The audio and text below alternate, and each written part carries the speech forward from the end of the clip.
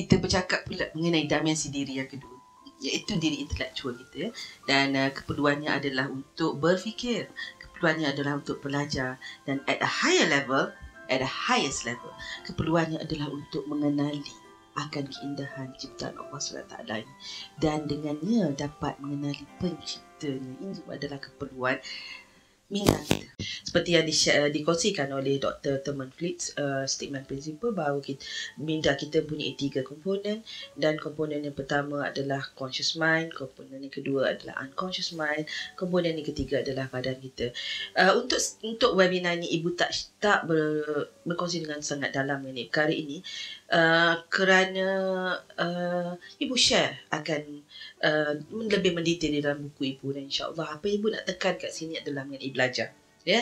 Dan ia juga berkaitan dengan bahagian badan kita. Kan ingat dimensi diri kita minda kita terdiri daripada 3 komponen, dan salah satunya adalah badan. Di dalam badan ada organ, dan satu organ yang digunakan di dalam pembelajaran adalah otak, ya. Otak bukanlah minda, tapi otak adalah sebahagian daripada minda. Dan otak ini terdiri pada tiga lapis. Kalau kita kata triune brain, 3 lapis, dan ditunjukkan di sini 3 lapis, iaitu lapis yang paling bawah dipanggil lapis reptilian brain.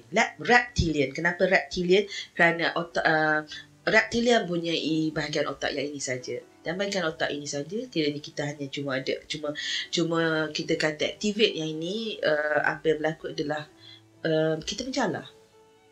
Reptilia, dia menjala, kan? Jadi that's why anak-anak kita, the first thing, kita pun sebelum kita boleh berjalan, kita menjala dulu. Kerana bahagian otak yang ini yang sedang dibina dahulu. Kita dah ada semua bahagian otak tu. Maksud Ibu sedang diaktifkan, ya, dia ada perkataan diaktifkan, sedang diaktifkan pada kita. Jadi seorang bayi itu dia akan bermula dengan menjala dulu, kan? Jadi di sini reptilian brain ni dia sangat berfungsinya. Fungsinya adalah untuk memastikan keselamatan. Jadi sekiranya kalau keselamatan itu terganggu, maka seperti reptilia, bila kita datang kat dia, kita segah dia sama dia attack kita, ya, ataupun dia lari. Jadi ini adalah bahagian otak kita, yang reptilia. Bahagian atas daripadanya adalah mammalian brain. Mammalian brain ini adalah di mana perasaan kita, limbic system kita, dan juga sistem kesihatan kita. Sistem yang mengendalikan yang bersangkut paut dengan kesihatan kita. Dan sebab perasaan, ya, sangat-sangat mempengaruhi kesihatan diri kita. Jadi orang yang senantiasa dalam keadaan yang a long period of susah hati ataupun tekanan emosi, maka dia juga akan terganggu kesihatan dia, because it dealt with the mammalian brain. Bahagian yang paling atas, we call it the thinking brain, ataupun dalam bahasa saintifiknya the neocortex. Dan the neocortex adalah the thinking brain. Jadi Ibu balik pada reptilian brain. Reptilian brain ini adalah sangat menjaga tentang keselamatan kita. Contohnya kalau kita dan dia punya tindakan adalah very fast, ya. Contohnya kata kita berjalan dan di tepi jalan dan tiba-tiba bunyi horn, sebab mungkin masa itu kita ke tengah, jadi automatic kita tak perlu nak it doesn't need to go to the thinking brain langsung. They just terus act, ya, bertindak balas, dan kita pun naik atas pavement dan sebagainya untuk menyelamatkan diri. Tak adalah perlu kita nak kena fikir satu-satu. Itu so fast interaction. Jadi the mammalian brain tu tadi seperti mammalia. That's why bila dah naik, dah pergi pada maksudnya dah diaktifkan, ya, the reptilian brain, the next step is to aktifkan the mammalian brain. That's why kita tengok anak lepas tu dia merangkak, ya. Dan merangkak ini sangat penting, sayang. Merangkak ini sangat penting kerana merangkak juga beri cross move pattern, ya, movement. Bila ini berlaku, ia menyebabkan aktif the neocortex, kerana neocortex terdiri pada 2 bahagian. the left and the right side of the brain, dan tengah-tengah tu ada jambatan yang dinamakan corpus callosum. Jadi bila kanak-kanak itu mengangkat macam ni, dia akan membantu untuk stand up, kerana the neocortex tu the cross pattern movement tu menyambungkan menyebabkan the two side of the brain tu activated. Neocortex dan neocortex di dalam mammalia, di dalam manusia mempunyai neocortex. Chimpanzee mempunyai sedikit, tetapi manusia mempunyai sangat besar dan sangat aktif. Dan disebabkan itu, the next step is that seorang anak tu boleh berdiri. Jadi kalau kita tengok cuma manusia je can stand upright, kerana dan binatang yang boleh stand upright is chimpanzee, perhaps. Chimpanzee boleh, dia ada sedikit.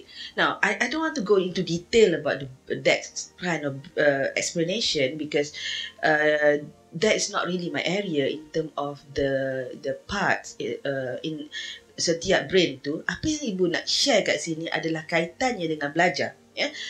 Kaitannya dengan belajar adalah bila seseorang anak itu senantiasa di dalam keadaan di dalam keadaan yang takut, cemas dan sebagainya, di manakah tenaganya lebih banyak? Di reptilian brain, betul tak? Dan tidak di neocortex. Jadi bila berlaku keadaan itu, anak tu lambat boleh belajar. Nah, faham apa yang ibu nak sampaikan di sini?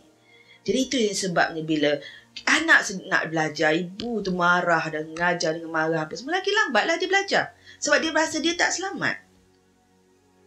Jadi di sini yang kita kena faham, seorang anak juga yang senantiasa dalam keadaan tertekan emosi dia, jadi kebanyakannya tenaga itu adalah di bahagian mammalian brain, dan dia tidak bergerak kepada neocortex, it's the thinking brain. Ibu teringat sebuah cerita ni, sebenarnya this is a true story.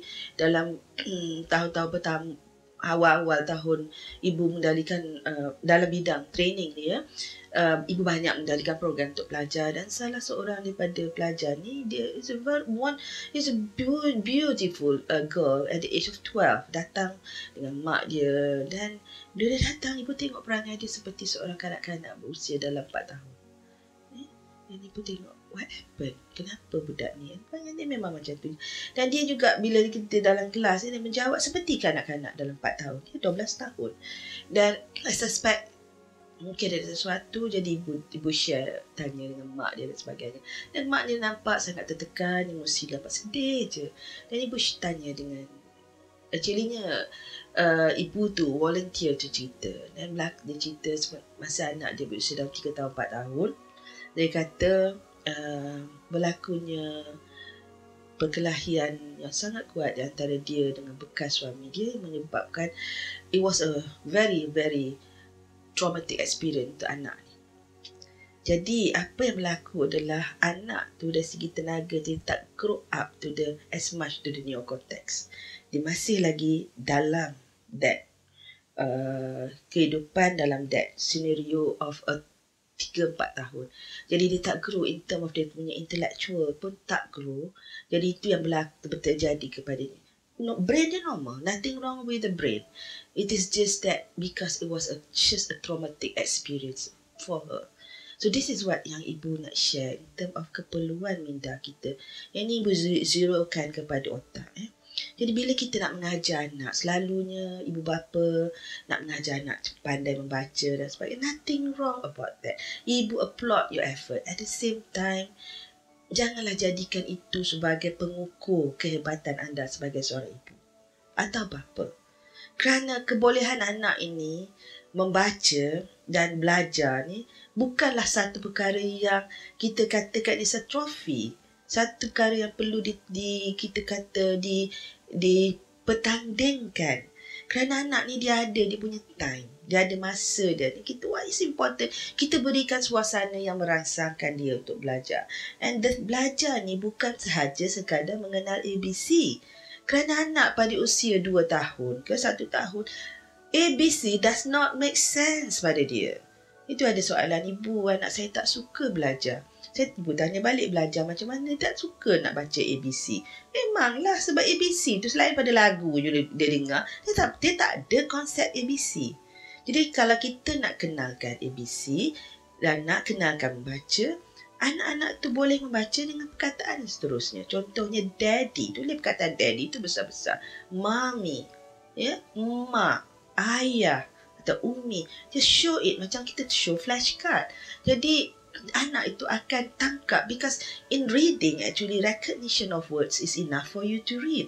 Contohnya kalau kita hantar SMS, kita banyak menggunakan kata-kata singkatan, tapi kita boleh baca. Kenapa? Sebab kita recognize the words. Jadi that is the concept in term of learning bagi anak. Satu, kalau you tulis D, it does not make sense pada dia. Kalau tulis the whole thing daddy, oh daddy, dia boleh kaitkan. Dan inilah perkara yang kita nak kena faham untuk belajar. Dan kalaupun kita nak kenalkan ABC, kenalkanlah dengan cara yang happy. For example, you can put, kalau anak tu jenis yang suka bergerak, maka letakkan di dinding, suruh dia berlari, suruh dia melompat, suruh dia touch A tu, dan kemudian you cerita mengenai EA. Anak-anak belajar dengan cara bermain.